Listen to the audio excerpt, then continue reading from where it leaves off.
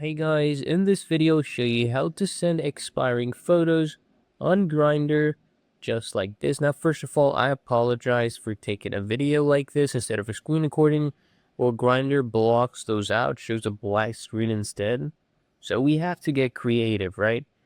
Now, I know if you're like me, you probably get a lot of expiring photos. I cannot exactly open this up.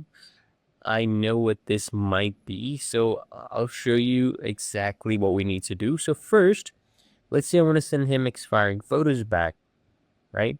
So we come here at the bottom left, click on the camera icon, and first we need to get media from our gallery. So you can either choose to take a photo, a video, or choose something from your photo library. So I'll just go ahead and click on that. Let's say I want to add this to my photo library, right? I can come here and click on next. If you want to edit this, go ahead, be my guest, edit. So I'll just go ahead and keep next because I already edited it before, right? If you want, you can add more.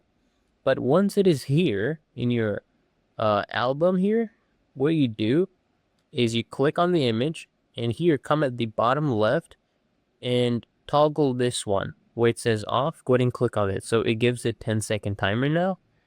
And if I click on send expiring, we will send an expiring image, okay? A one-time view photo. So there we go. We have sent them the expiring photo. But otherwise, it is really that easy and simple.